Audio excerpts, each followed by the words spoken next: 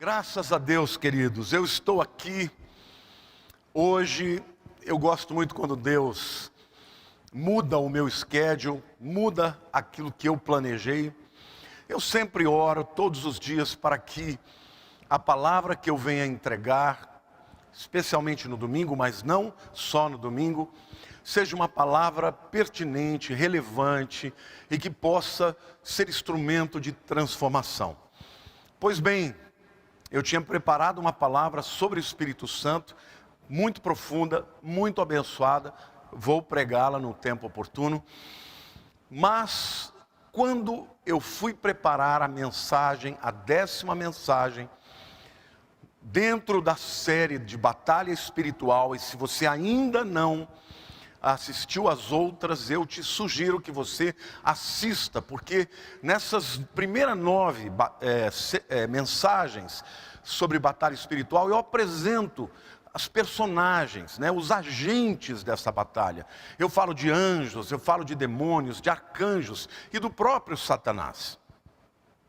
Mas na mensagem de hoje, em função de tudo que aconteceu nessa semana, a morte horrenda deste homem, não é tão jovem mais, o Floyd. Ele era um negro, um homem de Deus, um cristão, que foi brutalmente assassinado a sangue frio. E eu fiquei pensando, como é que pode uma pessoa matar um ser humano desta maneira, quando ele está absolutamente indefeso, clamando pela sua vida? Como é que um ser humano é capaz de fazer uma coisa disso, como essa? Algumas pessoas vão dizer e vão explicar esse comportamento como um ódio racial. E de fato ele existe.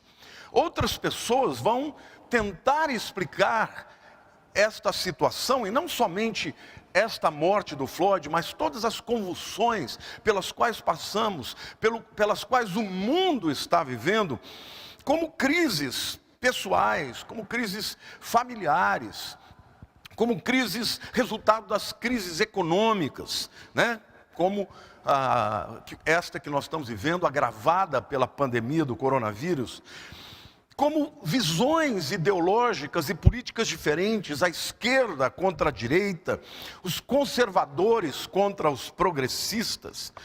Alguns afirmam que a causa disso tudo são as diferenças sociais, não é isso? Alguns dizem que é a crise institucional que está instalada no mundo e que a gente percebe de maneira muito clara no Brasil. Eu nunca vivi um momento em que eu percebi uma intenção tão clara de todos os órgãos de imprensa contra o governo, e aqui eu não estou querendo assumir lados, eu estou neste momento pregando, estou simplesmente apresentando uma situação de convulsão, de guerras em todos os níveis, pessoal, familiar, financeiro, econômico, institucional, social, e tudo isso, de certa maneira, nos apresenta o resultado, mas não nos mostra efetivamente o que está por detrás. Quem é o causador? Os sociólogos vão dizer que esta é a chamada batalha cultural, não é isso? Mas a Bíblia tem uma outra opinião. Ainda que ela não exclua todas essas explicações que eu dei, a Bíblia nos ensina que esta é uma batalha espiritual. Uma batalha entre o império das trevas, o príncipe deste mundo, como Jesus mesmo disse, o príncipe deste mundo vem aí e eu não tenho nada com ele. Ou seja, quem é o mentor? Quem é a fonte deste ódio? Quem é que determina esta agenda de convulsão, de guerras? É o príncipe deste mundo que luta contra quem? Contra o reino de Deus, cujo cabeça é Jesus Cristo. Então, a verdade é que tudo isso que acontece, seja no nível pessoal, das suas guerras pessoais, seja no nível familiar, seja no nível de cidadania, nos níveis nacionais, sociais, intelectuais, todas estas guerras em todos os níveis tem como fundamento o ódio de Satanás contra aqueles a quem Deus ama. Então, esta batalha espiritual que sempre ocorreu desde que o mundo é mundo, está cada vez mais recrudescendo e assumindo níveis muito difíceis, muito grandes, de maneira que as nações não estão conseguindo administrar as convulsões que estão existindo. Eu quero explicar para vocês, antes de começar propriamente pregar e apresentar para vocês o tema, o cerne da mensagem de hoje, eu quero ilustrar para vocês o que é essa guerra espiritual. O famoso teólogo, escritor e filósofo C.S. Lewis, ele escreveu o seguinte: como um bom jogador de xadrez, Satanás está tentando lhe manobrar para levá-lo a uma posição onde você, para salvar a sua torre, vai ter que perder o seu bispo. Ou seja, Satanás, ele usa de estratégias. O jogo de xadrez é um jogo de estratégias, onde você sempre tenta levar o seu oponente a uma situação em que ele tenha que ter perdas. E estas perdas, de maneira paulatina, podem levar o indivíduo ao xeque-mate.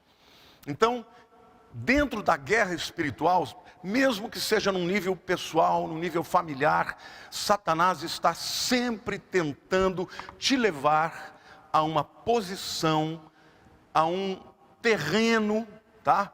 Que seja desfavorável a você, que seja vantajoso para ele, porque o seu objetivo é roubar, é matar e é destruir. Tá bom? Então, nas 9 primeiras mensagens da série, eu falei sobre os agentes, sobre as personagens desta guerra espiritual. Mas hoje, eu quero focar aqui os terrenos nos quais nós muitas vezes nos encontramos e temos que enfrentar as guerras espirituais. E na mensagem de hoje, eu vou falar para vocês sobre os vales da batalha espiritual. Amém? Sim, porque a Bíblia, ela ilustra isso muito bem, inúmeras vezes, mostrando que a nossa vida é uma vida de altos e baixos, é uma vida de montanhas e de vales, e que nós estamos em guerra o tempo inteiro. E quando você olha para a história de Israel, por exemplo, o povo que saiu do Egito foi liberto com a mão poderosa de Deus, ele teve que passar por um deserto de vales e de montanhas para chegar até a terra prometida. Bom, em primeiro lugar, eu quero dizer que ainda que tenhamos que passar por esses vales, a Bíblia nos promete vitória nos vales. Amém? Eu quero ler com vocês Lucas capítulo 3, versículos 4 a 6, que diz o seguinte: conforme está escrito no livro das palavras do profeta Isaías, voz do que clama no deserto, preparai o caminho do Senhor, endireitai as suas veredas, todo vale será aterrado, e nivelados todos os montes e outeiros. Os caminhos tortuosos serão retificados, e os escabrosos aplanados, e toda a carne verá a salvação de Deus. Bom, Isaías aqui está profetizando a respeito de um homem especialmente chamado João Batista, que antecedeu o Messias e que preparou o caminho para ele. Mas quando ele descreve a construção do caminho que prepararia a vinda do Salvador, ele fala que é um caminho tortuoso, é um caminho de altos e baixos, de vales e de montanhas, ou seja, a construção, a preparação, a evolução da revelação da salvação que haveria em Jesus, ela passou por muitas fases, por muitas lutas, por terrenos diversos e muito difíceis para o povo de Israel e até mesmo para todos os profetas que antecederam a Jesus.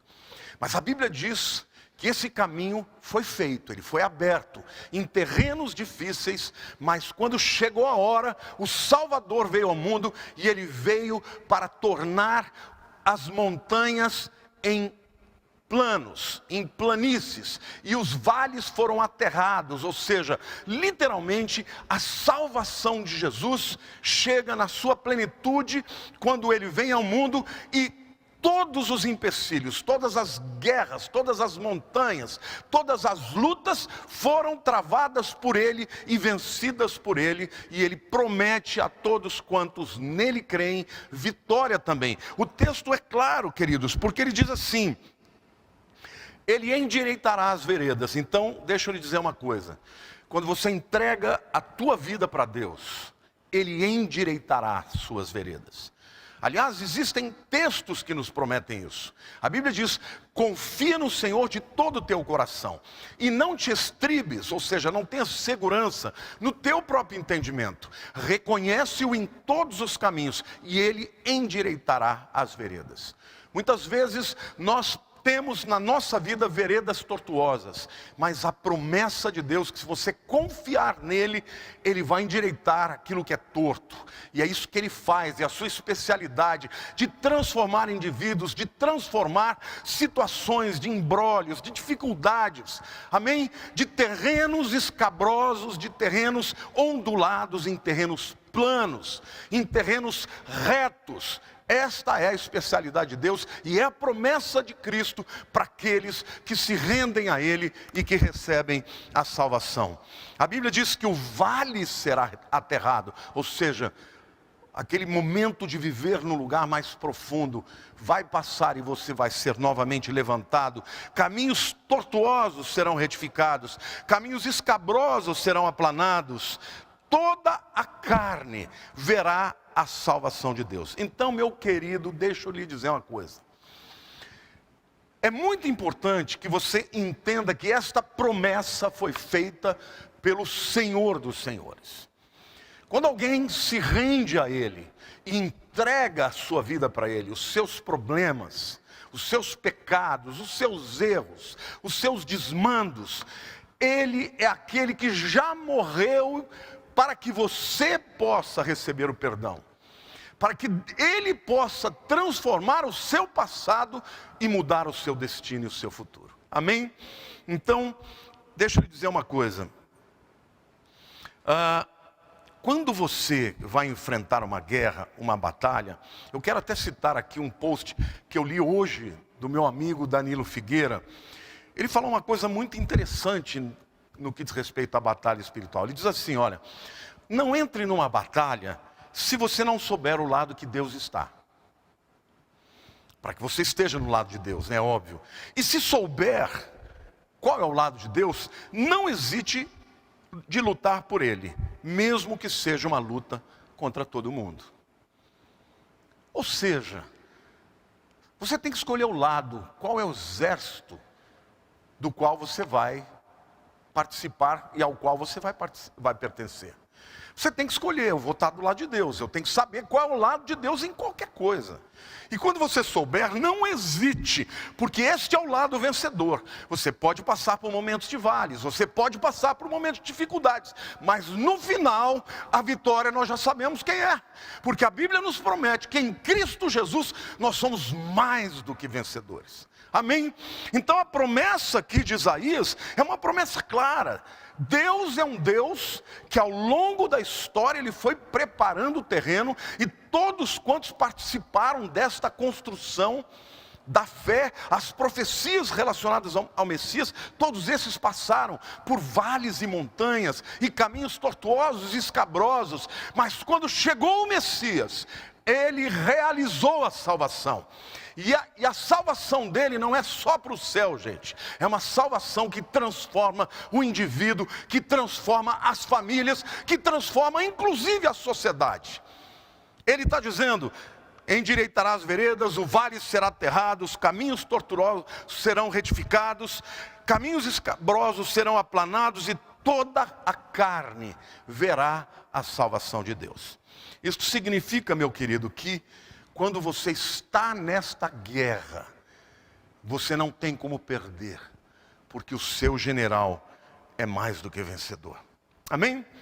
Mas eu quero falar agora especialmente de alguns vales que as Escrituras nos mostram que têm uma aplicabilidade extraordinária para todos nós, e certamente todos nós passamos por eles. Em segundo lugar, então, eu vejo aqui o vale da sombra da morte. Lá no Salmo 23, todo mundo conhece esse salmo, é o salmo mais conhecido de todos. Os versículos 4 a 6, Davi diz assim: ainda que eu ande pelo vale da sombra da morte, não temerei mal alguém, porque tu estás comigo. O teu bordão e o teu cajado me consolam. Preparas-me uma mesa na presença dos meus adversários. Unges-me a cabeça com óleo, o meu cálice transborda. Bondade e misericórdia certamente me seguirão todos os dias da minha vida, e habitarei na casa do Senhor para todo sempre. Notem que a Bíblia não está falando que é o vale da morte, porque o vale da morte, irmãos, todos nós vamos passar um dia. E quando chegar a sua hora, você vai passar pelo vale, só que depois desse vale existe a presença de Deus por toda a eternidade. Mas o vale da sombra da morte, aqui certamente Davi está se valendo, da topografia da nação de Israel. Ele durante muitos anos ficou no deserto, fugindo de Saul, e ele então conhecia todas aquelas montanhas, aqueles vales, onde ele se escondia de Saul, onde ele se protegia, mas também que tinha muitos perigos, salteadores, daí por diante. Então, o vale da sombra da morte, ele é assim chamado por quê? Porque a sombra da noite, o primeiro lugar que chega é no vale. No topo da montanha ainda existe luz, mas no vale já está escuro. Então, quando Davi fala disso, ele está certamente falando dos inimigos, dos salteadores, daqueles que se aproveitam de uma circunstância de trevas, de dificuldade, quando você está no lugar mais baixo da sua vida, quando você está emocionalmente abalado. Então, não só os inimigos espirituais, mas os inimigos também no mundo físico se valem disto para te destruir. Porque eles esperam que você esteja no ponto mais fraco para que eles possam te vencer. Davi tinha essa consciência. Ele tinha essa consciência de maneira muito clara. Ele era um guerreiro. E ele já havia vivido momentos de glória, de ter matado Golias, de ter se tornado campeão de Israel. Mas agora, quando ele está escrevendo o Salmo 23, ele já é um rei. Mas nesse momento ele está se lembrando dos anos difíceis que ele viveu quando fugia de Saul e que passou por momentos muito difíceis na sua vida, e ele os compara com um vale da sombra da morte. Então eu quero dizer uma coisa para você. No vale da sombra da morte, eu, você e todos nós passamos, a Bíblia nos promete vitória. Ele diz, ainda que eu andasse, mesmo quando eu andava no vale da sombra da morte, eu não temeria mal algum. Por quê? Porque tu estás comigo. Então eu quero dizer para você que você pode passar pelo vale da morte, mas se você é de Deus, Ele está com você. Uma coisa é você passar pelo vale da morte sozinho. Outra coisa é você estar com aquele que te ama e que deu a vida por você. Mas é muito importante que você se renda a Ele. Porque Deus, Ele jamais vai violar a sua vontade, o seu desejo. Deus, Ele protege aqueles que lhe são muito importantes e aqueles que já se entregaram a Ele. Amém? Então Ele promete que nós não morreremos, por quê? Porque a sua vara e o seu cajado me consolam. O pastor de ovelhas, muitas vezes, usava o cajado para puxar uma ovelha que está indo para um abismo, para trazer de volta a ovelha quando ela está saindo do meio do rebanho e pode se tornar uma presa forte. Então o cajado, mas o cajado do pastor nunca é um cajado que bate com força. A ovelha, ela sente o toque do cajado, ela se sente confortável. Ela sabe que ela pode andar a esmo, tranquila, e a ovelha é um bicho burro, tá? Anda mesmo, facilmente se desgarra do rebanho, mas o pastor está sempre ali. Quando ela sente o toque, ele fala, não, é por aqui. E ele então fala, Senhor, eu me sinto deste jeito. Eu me sinto protegido. E gente, não é assim mesmo na vida da gente? Nós não enxergamos todas as coisas, nós não temos todas as respostas. É normal, é natural ficarmos abalados emocionalmente diante de uma luta. Mas é maravilhoso saber que, mesmo que eu não saiba, Ele sabe. É maravilhoso saber que mesmo que eu me desvie, Ele me toca e me traz de volta. Este é o coração do pastor. E Davi agora, já como rei, está olhando para trás, lembrando dos tempos em que Deus fez isso com ele, da mesma maneira que ele, quando era pastor, fazia com as suas ovelhas. E ele então diz: a tua vara e o teu cajado me consolam. Queridos, Deus não é um Deus que quer te punir, que quer te açoitar. Deus é um Deus que quer te corrigir, que quer te trazer de volta para o caminho, mas o cajado dele é consolo. O cajado dele nos traz de volta, nos redireciona, nos protege. Quando a ovelha sente o cajado do pastor, ela sabe que ela não está só. Amém, gente? Então, em nome de Jesus, glorifique a Deus. Ele não vai impedir que você passe pelos vales, mas Ele estará com você no vale, como um pastor que te apacenta, que te encoraja, que te protege, que te alimenta. Então, você vai passar pelo vale da sombra, mas não estará sozinho. Amém? A sua vara, o seu cajado, fala de proteção, condução, apacentamento, consolo. Ele promete vitória também. Ele continua dizendo, na sequência: preparas-me uma mesa na presença dos meus adversários. Unges-me a cabeça com óleo e o meu cálice transborda. Gente, quando um judeu visitava a casa de um outro amigo, e esse amigo queria demonstrar amor, honra para aquele visitante, o que ele fazia? Quando ele chegava, a primeira coisa que ele fazia era passar óleo na sua cabeça, porque é um lugar muito árido, então as pessoas caminhavam, ficavam empoeiradas, passavam óleo, limpava limpava o rosto da pessoa, muitas vezes derramava o óleo sobre a cabeça, um óleo com fragrância, com perfume, não é isso? E, além disso, preparava uma bela mesa. Isso para o judeu é fundamental. Se você for na casa de um judeu e ele não fizer uma bela de uma mesa, ele está querendo dizer que ele não se importa muito com você. Mas se ele fizer uma bela mesa, sente e coma, porque você vai honrá-lo, porque ele fez isso para demonstrar o quanto é importante o seu relacionamento com ele. Bom, então, Davi está dizendo que este costume que havia entre os judeus, de ungir a cabeça com óleo para limpar, né? Isso representa o Espírito Santo. O óleo nas Escrituras sempre representa o Espírito Santo. Sobre a sua mente, fala de discernimento, fala de entendimento, fala de aumentar a sua fé, fala de, te dar direcionamentos que você não tem, fala de te dar revelações de caminhos a serem tomados que você não tem.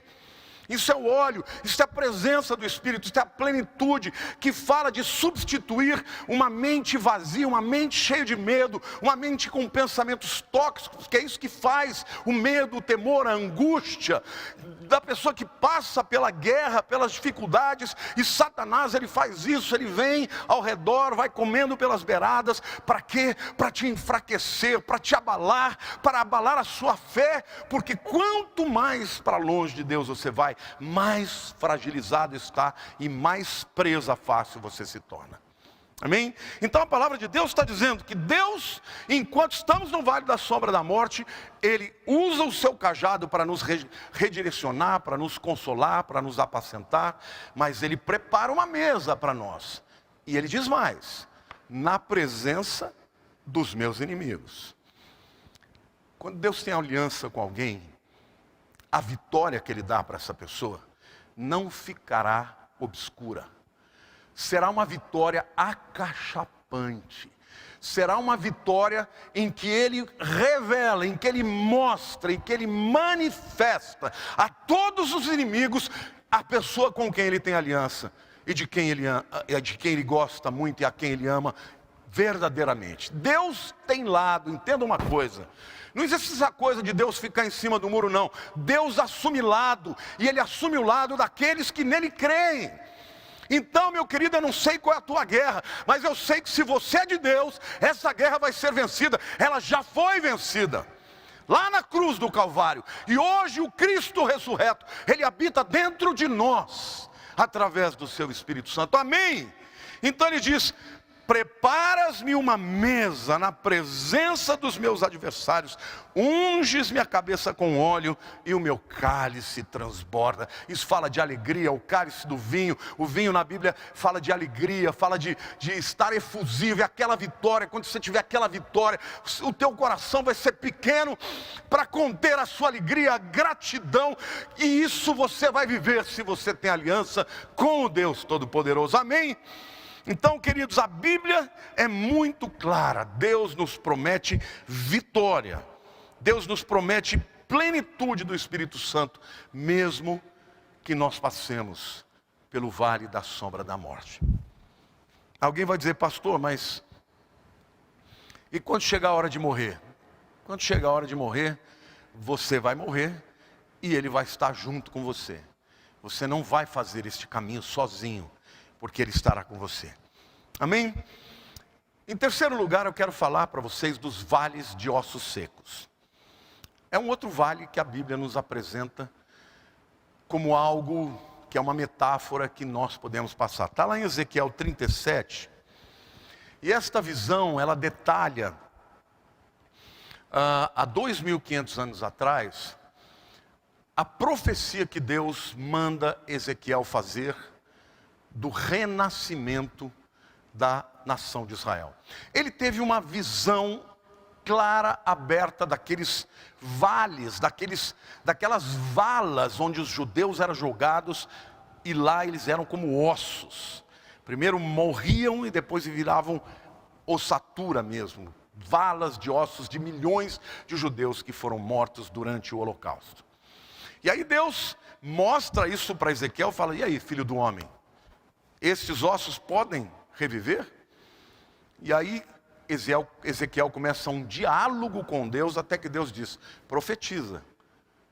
E aí ele profetiza, e no momento que ele profetiza, aqueles ossos começam a se mover, eles se tornam novamente um exército de pessoas, e por último, eles recebem o Espírito Santo de Deus.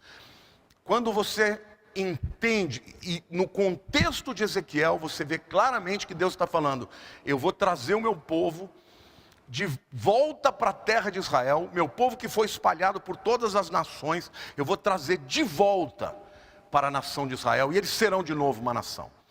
Esta é uma profecia que aconteceu literalmente em 1948, quando Israel, após o Holocausto, após esse vale de ossos secos, voltou a ser uma nação. Leia lá que você vai ficar maravilhado com Deus. Mas qual é a aplicabilidade para nós aqui, meus queridos? Em primeiro lugar, a Bíblia nos mostra Ezequiel dizendo: veio sobre mim a mão do Senhor. Isto nos mostra, queridos, em primeiro lugar, que às vezes Deus nos conduz por vales, ou até vales. Ah, pastor, mas por que Ele nos conduz? Para nos punir? Não, queridos, porque às vezes a gente só entende a verdade quando nós estamos na perspectiva do vale. Quando a gente está no monte, a gente não quer saber de Deus, a gente não quer, ter visões espirituais, não queremos entender a vontade de Deus para a nossa vida. A maioria das pessoas só reconhece a necessidade de ter um relacionamento com Deus quando está no vale. Então os vales, eles não são ruins, eles são necessários, mas também não são agradáveis, né? É como remédio. É aquele remédio amargo, mas que vai curar a doença.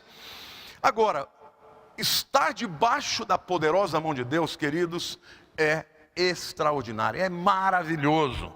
Amém? E o texto continua dizendo: Ele me levou pelo Espírito do Senhor e me deixou no meio de um vale que estava cheio de ossos. Então, saiba que Deus muitas vezes nos conduz a vales. E depois ele diz assim: e me fez andar ao redor deles. É óbvio aqui que Deus está querendo que Ezequiel reconheça o terreno. que ele possa ter uma visão profunda da guerra que ele vai enfrentar. E eu quero te dizer uma coisa, tem muita gente que passa pela vida sem a mínima consciência da guerra que você enfrenta. Então, meu querido, se você quer ser vencedor, se você quer ser uma pessoa densa, madura, relevante, transformadora, você precisa conhecer a guerra que você enfrenta. E muitas vezes, para você conhecer a guerra, você tem que ir ao fronte de batalha, você tem que ir ao vale, você tem que olhar para o lado e ver a força da morte, o impacto da morte que está ao seu redor. Foi isso que Deus fez com Ezequiel, gente, e é isso que Ele faz com a nossa vida também. Então, se você está vivendo este momento, não é o fim. Deus simplesmente está te levando a entender a guerra que você enfrenta e que talvez nunca tenha compreendido. Mas Ele está lá com você. Deus não mandou Ezequiel ir lá. Deus foi com Ezequiel nesta visão onde ele estava. Tá? Então, quando Deus em seguida a Bíblia diz assim, então me perguntou, filho do homem, acaso poderão reviver esses ossos? Isso é uma pergunta retórica, né? A pergunta retórica é aquela que você sabe qual é a resposta, né? Por quê? Primeiro, quem está fazendo essa pergunta é o Deus Todo-Poderoso. É aquele que criou a vida, é aquele que é capaz de chamar à existência as coisas que não são, né? Aquele que chama, como no latim se diz, ex nihilo. Deus chama do nada, Ele cria a vida do nada. Nós não somos subproduto do acaso, o universo não é resultado do acaso, é resultado da vontade de Deus. E Deus não só quis criar o universo, mas Ele teve o poder para realizar. Então, quando este Deus Todo-Poderoso diz para um homem mortal, finito, absolutamente impactado, estupefato com a realidade na qual ele está inserido, os ossos estavam sequíssimos. Isso significa que eles já tinham morrido há muito tempo, não havia mais nenhum resquício de morte. E Deus pergunta, filho do homem, por acaso esses ossos podem reviver? E aí então começa um diálogo de Deus com Ezequiel. Ezequiel diz assim, tu o sabes. Tu o sabes. Deus quer que Ezequiel responda sim. Talvez Deus esteja perguntando para você, filho do homem, essa situação que você está vivendo, ela pode ter uma guinada?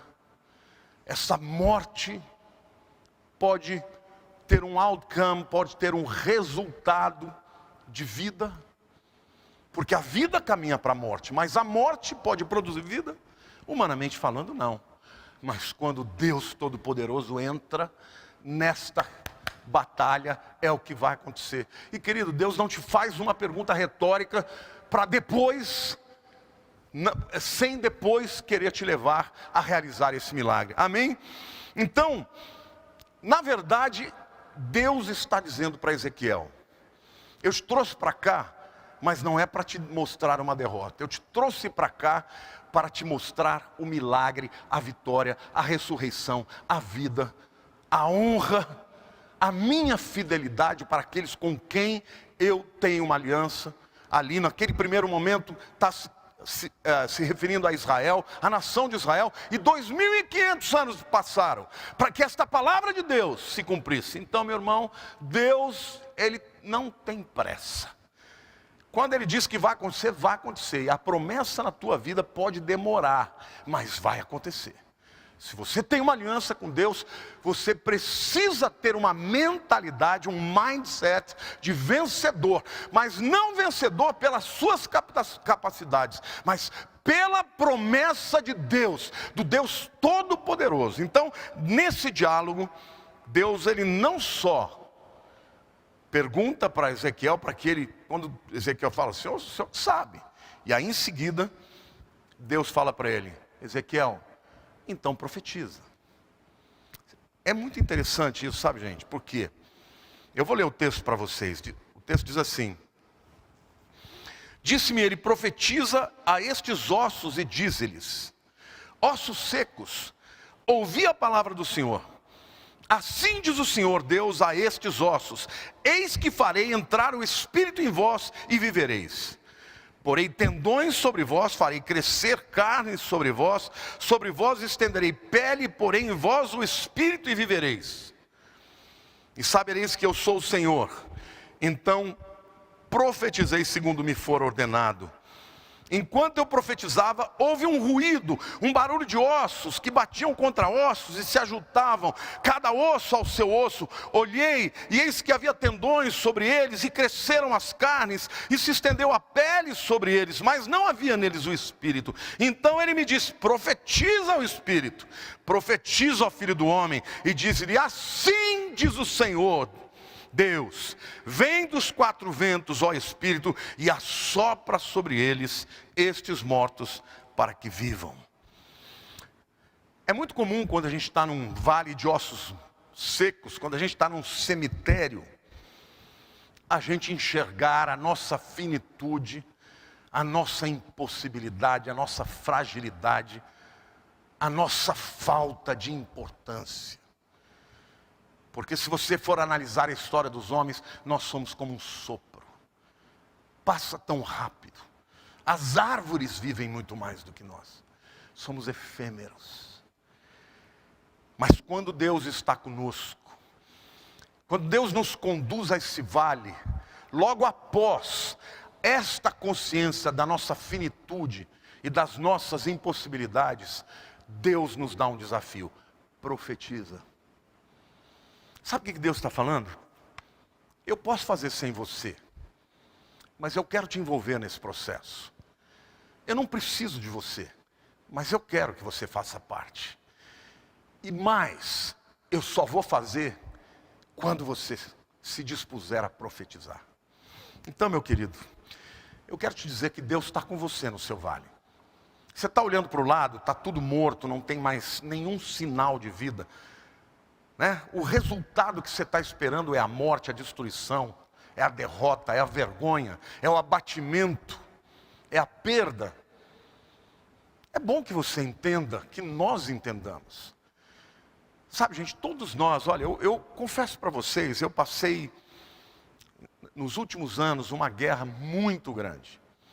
Eu sempre fui um homem de Deus, sempre fui um cara crente, mas eu confesso que eu tinha um pouco de arrogância, sabe? Um pouco não, bastante. Sabe aquela pessoa que se acha? Me achava um cara inteligente, me achava um cara resolvido, competente, uma pessoa que podia enfrentar qualquer coisa. E Deus permitiu que eu passasse por uma guerra onde eu fiquei absolutamente manietado.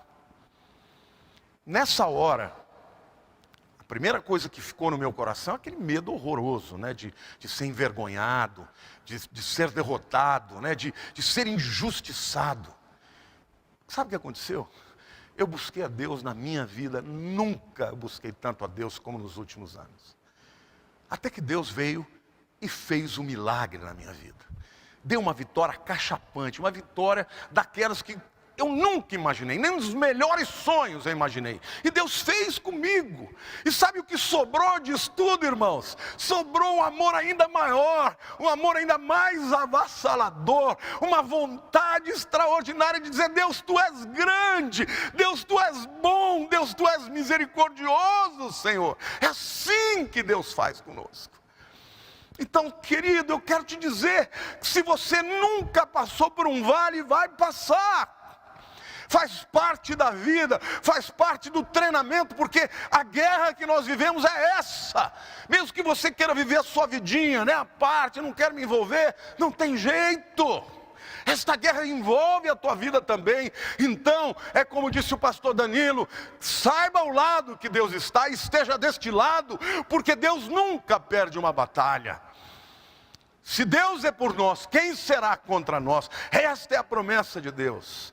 Ele vai aplanar as suas veredas. E Ezequiel então fez parte deste processo, deste milagre. Depois de ter ficado absolutamente impactado com o que ele viu, ele começou a profetizar. E quando profetizou, ele começou a ver os ossos que estavam desorganizados, cada um de um lado, porque é isso que Deus faz, Ele reorganiza a nossa vida. Os ossos de um indivíduo que estava de um lado, o outro com o outro lado, se juntaram, e foi vindo tendões, e foi colocando pele, e foi pondo carne, até que estavam os indivíduos ali prontos, era um exército, mas ainda não tinha vida. Aí ele ainda profetizou a vinda do Espírito, que veio dos quatro cantos, e trouxe vida para aquele exército, e Deus fala: esta é a nação de Israel, filho do homem. 2.500 anos depois, se cumpriu esta palavra profética. Aí você vai dizer: pastor, mas eu não vou viver 2.500 anos. Querido, na tua vida as profecias de Deus, as promessas de Deus vão acontecer dentro da tua vida, dentro dos anos que você vive. Então, creia. Esta é a hora que você está no vale, que você está vendo os ossos secos, de você profetizar, de você declarar: Deus, a minha vida é tua, sozinho eu não consigo, eu me rendo, eu entrego a minha vida, Senhor, dá-me a tua vitória e eu vou glorificar o teu nome. Faça isso, você vai ver se Deus não vai fazer algo extraordinário. Amém? Em quarto lugar, a Bíblia fala do vale da obediência e das bênçãos. Quando os filhos de Israel saíram do Egito, estavam em direção à terra prometida, eles passaram por um vale que ficava entre duas montanhas, o Monte Gerizim e o Monte Ebal. Deus para ali e manda que Moisés profetize em cima dessas duas montanhas. Numa delas ele profetiza as bênçãos, na outra ele profetiza as maldições. Isso está lá no livro de Deuteronômio, capítulo 28. Os primeiros 14 versículos, Deus promete uma série de bênçãos. Eles seriam grandes, seriam vencedores, prosperariam, onde pusesse as mãos, onde lançasse uma semente. Deus fala: vai prosperar, não só você, como a sua descendência, os seus filhos, a tua obra, o teu trabalho, a tua vida financeira, tudo. Vai lá que você vai ver que existem bênçãos prometidas em Deuteronômio 28, 1 a 14. Mas em Deuteronômio 28, de 15 a 68, Deus fala de maldições. E aí Deus deixa claro: o que vocês vão escolher? Me obedecer e ter as bênçãos, ou me desobedecer e ter as maldições? Então eu quero fazer aqui duas observações muito importantes. A nossa salvação não depende das nossas boas obras. Efésios capítulo 2, versos 8 e 9 diz assim: porque pela graça sois salvos, mediante a fé, e isso não vem de vós, é dom de Deus, não de obras, para que ninguém se glorie. Em outras palavras, você não vai ser salvo por merecimento, porque ninguém merece, ninguém poderia ser salvo pela sua própria vida. Nós somos salvos pela fé naquilo que Jesus fez lá na cruz do Calvário. Romanos 8, versículo 1 diz assim: agora, pois, já nenhuma condenação há para os que estão em Cristo Jesus. Então, você aceitou a Cristo, você vai morar no céu com Ele. Mesmo que você não mereça estar lá, você vai, porque Ele fez o que tinha que ser feito, e você aceitou este grande presente de graça, como a Bíblia diz. Mas a Bíblia não está dessa maneira nos dando uma lição, ou uma licença, de que possamos viver uma vida de pecado, uma vida de desobediência. Porque a Bíblia também diz que aquilo que o homem semeia, ele colhe. Gálatas capítulo 6, versículos 9 e 10 diz assim: e não vos canseis de fazer o bem, porque a seu tempo ceifaremos, se não desfalecermos. Por isso, enquanto tivermos oportunidade, façamos o bem a todos, mas principalmente aos da família da fé. Esse versículo, esses dois versos aqui, eles têm um ensinamento muito lindo, né? Em primeiro lugar, ele diz o seguinte: que fazer o bem dá trabalho, e que muitas vezes a gente se cansa. Então é uma exortação: olha, não se cansa não, ainda tem a vida inteira para continuar fazendo o bem, para andar em obediência à vontade de Deus, principalmente nesse mundo dessa guerra espiritual extraordinária. E o texto diz assim: que a seu tempo ceifaremos. Em outras palavras, Assim como quando você semeia algo, você não colhe imediatamente, você demora para colher, na vida é assim também.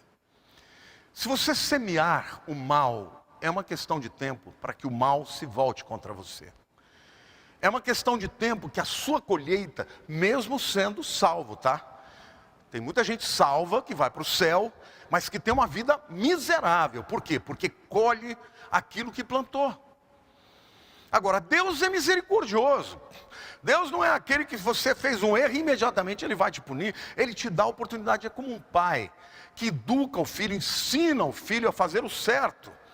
Agora, quando o filho começa a desobedecer, em algum momento ele vai ter uma disciplina.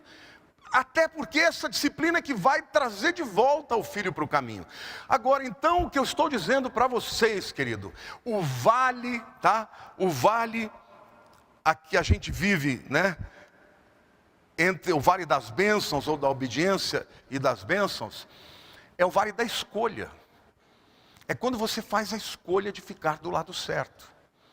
É quando você faz a escolha de obedecer e abrir mão dos seus pecados e dos seus erros. Por quê, meu querido?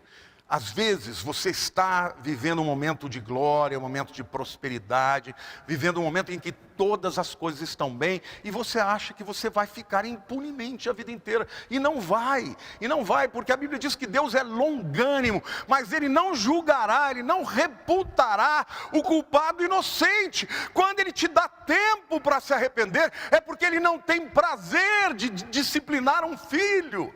O que Deus quer é trazer esse filho de volta para o arrependimento. Então, igreja, eu às vezes ouço pregadores aí pregando só prosperidade, pregando só bênção, toma posse, e não pregando o arrependimento, a transformação, a mudança. Quando vem o momento do vale, esta teologia cai como um castelo, né, de cartas que não se sustenta.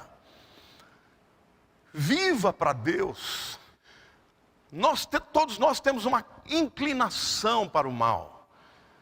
Há dentro de nós também o querer fazer o bem, como o apóstolo Paulo diz. Agora, quando você obstinadamente rejeita a graça, a misericórdia de Deus, o tempo da colheita vai chegar e você vai colher o que plantou. Porque a Bíblia diz, de Deus não se zomba. Aquilo que o homem semear, isto também ceifará. Mas hoje, se você está ouvindo essa palavra, ainda há tempo de você se arrepender, pedir para Deus: Senhor, perdoa os meus pecados, transforma a minha história. E Ele vai, como diz a promessa de Deus, confia no Senhor de todo o teu coração, não te estribes no teu próprio entendimento, reconhece-o em todos os teus caminhos, e Ele endireitará as suas veredas. Mas o vale da escolha fala do tempo, da hora, da oportunidade que Deus te insere num contexto de guerra. Para quê? Para falar com você e te dar a oportunidade de fazer a escolha certa. Deus fez isso com Israel, fez com que eles passassem naquele vale, e Moisés subiu em cada um dos montes e profetizou bênçãos e maldições, e disse: vocês é que vão escolher como é que vocês vão viver. Amém? Em quinto lugar e último lugar, eu quero lhes falar sobre o vale de Baca. Em Salmos capítulo 84, versículos 6 e 7, a Bíblia diz assim: o qual, passando pelo vale árido, aqui a palavra no hebraico é Baca, faz dele um manancial de bênçãos, o cobre a primeira chuva, vão indo de força em força, cada um deles aparece diante de Deus em Sião. A palavra Baca no hebraico, vale de Baca, significa vale do choro, vale do quebrantamento, vale da tristeza, vale da humilhação, vale das perdas. Queridos, muitas vezes nós precisamos passar pelo vale de Baca, para que nós possamos nos voltar a Deus, nos converter a Deus, nos render a Deus. Agora, a promessa de Deus para aqueles que passam pelo vale de Baca, vale de choro, vale de perdas, de tristeza, vale de aridez. A promessa de Deus é que quando você se entrega para Ele, Ele fará desse vale um manancial de bênçãos.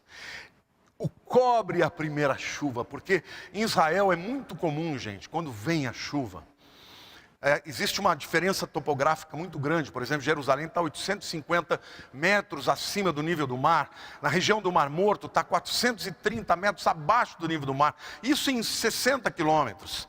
Então, quando chove em Jerusalém, as torrentes de água vêm com uma força extraordinária. Vocês sabem que, acho que há 1 ou 2 anos atrás, um ônibus de turismo de crianças em Israel foi levado por uma dessas torrentes.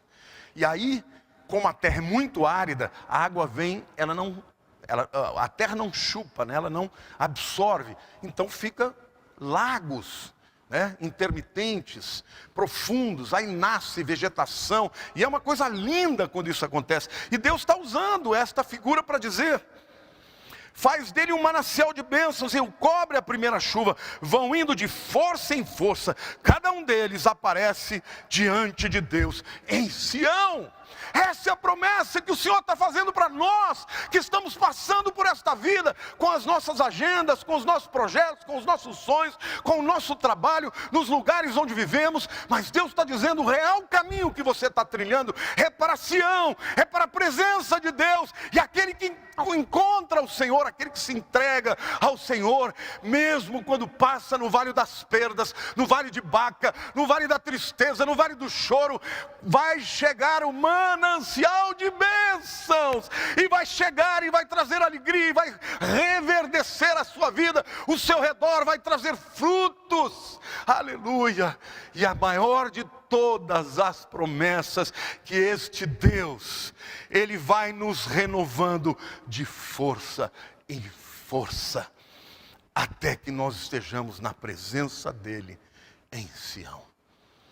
Você está entendendo, meu irmão? Essa é a promessa de Deus. Ontem eu postei um vídeo no meu Instagram, em que eu disse para as pessoas, quando eu vi o que aconteceu com o Floyd, eu fiquei muito indignado.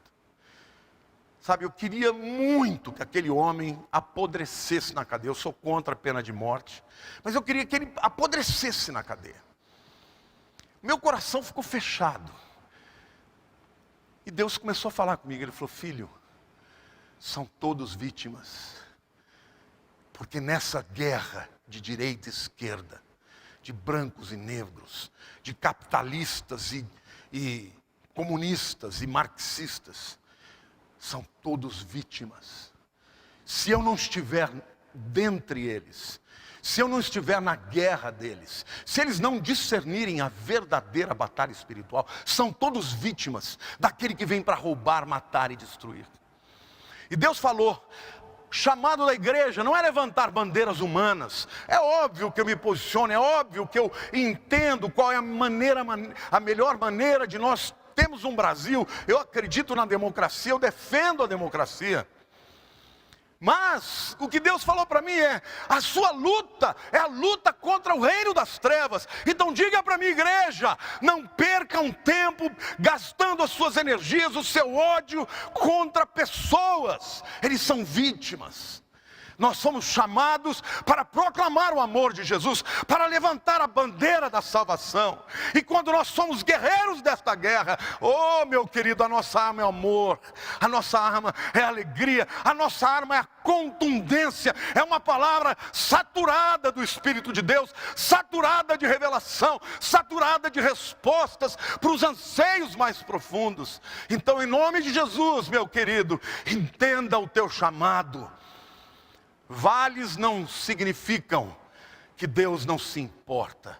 Vales são lugares de aprendizado. Você nunca aprende na vitória. A vitória você celebra. Você aprende na derrota. Você aprende no vale. É no vale que Deus se revela poderoso. É no vale que Deus revela a ressurreição. É no vale que Deus revela a morte que está dentro de você. É no vale que Deus revela a importância de arrependimento e voltar para Deus. Então eu quero terminar esta palavra dizendo para você: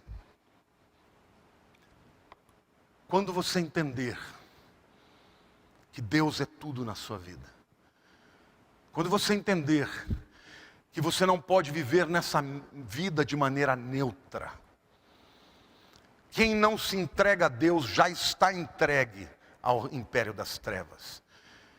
E ele vem para roubar, matar e destruir. Talvez o vale da sua vida seja uma oportunidade que Deus está te dando para você rever os seus princípios, o seu coração e, sobretudo, o seu relacionamento com Deus. Davi escreve um Salmo 84 que diz assim: quão amáveis são os teus tabernáculos, Senhor dos exércitos. A minha alma suspira e desfalece pelos teus átrios, pelos átrios do Senhor. O meu coração e a minha carne exultam pelo Deus vivo. O pardal encontrou casa e a andorinha ninho para si, onde acolha os seus filhotes. Eu, os teus altares, Senhor, Senhor dos exércitos, Rei meu e Deus meu. Bem-aventurados os que habitam em tua casa, louvam-te perpetuamente.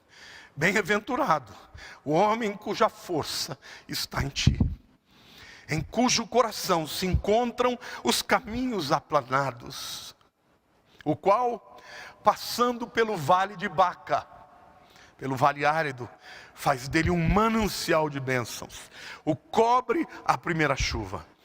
Vão indo de força em força, cada um deles aparece diante de Deus em Sião. São aqueles que amam ao Senhor, são aqueles que amam a sua casa e são aqueles que amam estar com o seu povo. Deixa eu dizer uma coisa, nós estamos chegando no final desta quarentena. Tem muita gente dizendo, está tão gostoso ficar ouvindo a palavra de casa. Queridos, você pode receber a palavra, mas isto jamais substituirá a unção da presença de Deus, da comunhão de Deus. Esta promessa que Davi faz, de que aqueles que passam pelo vale de Baca, pelo vale do choro, do sofrimento, da dor, da perda, serão renovados de força em força. É para quem? É para aqueles que amam os seus tabernáculos, aquele que ama a Deus, aqueles que amam estar na sua casa. Davi tinha saudade de estar no templo, de estar junto ao tabernáculo quando ele fugia de Saul. Por isso que ele fez esse salmo tão maravilhoso, que foi maravilhosamente musicado pelo Jorge Camargo. Nós estamos vivendo em tempo de internet, e glória a Deus pela internet. Mas não se esqueça, Deus te chamou para recarregar as suas forças no meio da comunhão, no meio do povo de Deus. É a igreja de Jesus que é o instrumento, o catalisador, o dínamo do poder de Deus, o dínamo para nos trazer para a comunhão. Quando a glória, a Shekinah de Deus se manifesta no nosso meio, nós somos renovados de força em força. Então, em nome de Jesus, querido, eu quero te dar agora a oportunidade, na jornada da vida, nesta guerra espiritual que nós vivemos. A primeira oportunidade é de você se humilhar perante Deus. Porque a Bíblia diz que aquele que se humilha será exaltado. Não tem outro jeito. Até nós, seres humanos, resistimos a alguém soberbo. Não é isso? Quando a gente vê uma pessoa soberba, a gente não gosta, não vai com a cara dela. Mas quando a gente vê alguém humilde, a gente tem empatia. Deus também é assim. A vida, às vezes, as lutas da vida faz com que nós nos tornemos arrogantes. Como eu disse para vocês, recentemente eu falei sobre como Deus tratou a minha vida. Eu vivi muitas lutas, muitas batalhas, e eu acreditei que para ser um vencedor eu tinha que levantar a cabeça e passar por cima dos outros. E eu agradeço a Deus pelas lutas, pelos vales, pelas humilhações, pelas injustiças que me levaram aos pés do Senhor. E eu quero dizer para você, meu querido, se você ainda não se rendeu ao Salvador, foi Ele quem te criou. Ele sabe o propósito para o qual Ele te criou. Então entrega a vida para Ele. Diga: Senhor, eu sou pecador, mas eu quero hoje me entregar ao Senhor. Eu ouvi essa palavra. Eu ouvi a palavra que o Senhor me ama, que o Senhor tem paciência comigo, que o Senhor está esperando que eu me volte para Ti. Eu quero hoje te dizer, eu não sei nem como fazer isso. Me ajuda, Senhor. No teu coração, entrega a tua vida. Sabe, daqui a pouco você vai ver na tela um dizer, você vai poder dizer para nós que você está entregando a vida para Jesus. E se você fizer isso, eu te garanto que o Senhor vai te dar vitória, vai te tirar do vale e vai te levar para o lugar mais alto. Amém? É assim que Deus faz. Ele nos eleva. Davi dizia: eleva os meus olhos para os montes. De onde vem o meu socorro? Meu socorro vem do Senhor, que fez os céus e a terra. O Deus de Davi está acima dos montes. O Deus de Davi é um Deus que está acima de todas as coisas. A Bíblia diz que Ele habita no mais alto lugar, mas habita também com o contrito, com o abatido de espírito. Então, meu amado, meu querido, eu quero te dizer que o Senhor te ama, assim como Ele me ama. Eu já era crente, eu já era fiel a Deus, mas ainda tinha no meu coração uma arrogância, uma atitude que desagradava a Deus. Muitas vezes Deus falou comigo e eu relativizei. Eu sou assim porque eu vivi coisas difíceis. Eu sou assim porque esse é meu temperamento, esse é o meu jeito mesmo. E Deus teve que me quebrar. Deus teve que me levar para um lugar da total incapacidade, para me mostrar que quando eu sou fraco, é que Ele é forte. E o Senhor está dizendo isso para você. Então, meu querido, não resiste mais. Entrega a tua vida para Jesus. Eu vou fazer uma oração.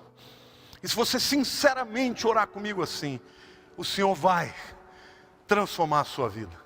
E vai salvar, vai escrever o seu nome no livro da vida. E vai começar a traçar uma estratégia para te arrancar do vale, para te levar para o lugar de vitória. Vai preparar esta mesa, este banquete, na presença dos teus inimigos. E você vai então experimentar uma alegria que não cabe no peito, de receber uma bênção que você não merece, de ter um amor de um Deus que você não merece, mas que é real, que é verdadeiro. É ter a alegria de saber que eu posso não saber o meu futuro, mas Ele sabe. Eu posso não saber o meu caminho, mas Ele sabe. E Ele sabe o teu também. Então, põe a mão no seu coração e diga: Senhor Deus, eu entrego meus problemas, eu entrego os meus pecados, as minhas razões. E nesse momento eu decido, Senhor, eu preciso de Ti. Entra na minha vida. Faz de mim um Teu filho. E eu faço do Senhor o meu Salvador e o Senhor da minha vida. Eu te confesso, Senhor, eu preciso de Ti. Transforma a minha história. Transforma o meu vale. Dá a minha vitória. Em nome de Jesus. Mas agora eu quero orar por você também. Por você que já é de Jesus, mas que está no vale. Talvez esteja no vale de Baca, está vivendo um momento triste, de vergonha, de perdas. Talvez esteja no vale dos ossos secos, e olha para o redor, não veja mais nada, não veja respostas, não veja saídas. Talvez esteja no vale, ladeado pelos dois montes das escolhas, das bênçãos pela obediência ou das maldições pela desobediência. Talvez você precise da ajuda do Senhor para te dar vitória de alguma amarra na tua mente. Porque talvez seja essa amarra que te impede de decidir e andar para a vontade de Deus. Mas eu quero terminar esta palavra, queridos, recitando e lendo o texto de Lucas 3, 4 a 6, o primeiro texto que eu li. Conforme está escrito no livro das palavras do profeta Isaías: voz do que clama no deserto, preparai o caminho do Senhor, endireitai as suas veredas. E aí a promessa: todo vale será aterrado, e nivelados todos os montes e outeiros. Os caminhos tortuosos serão retificados, e os escabrosos aplanados, e toda a carne verá a salvação de Deus. Aleluia! Glória a Deus! Deus está conosco. Ainda que eu ande pelo vale da sombra da morte, não temerei mal algum. Por quê? Porque tu estás comigo. Deus está agora na tua vida. Deus está agora na tua causa. E Ele vai te dar vitória, para a honra e glória do nome de Jesus.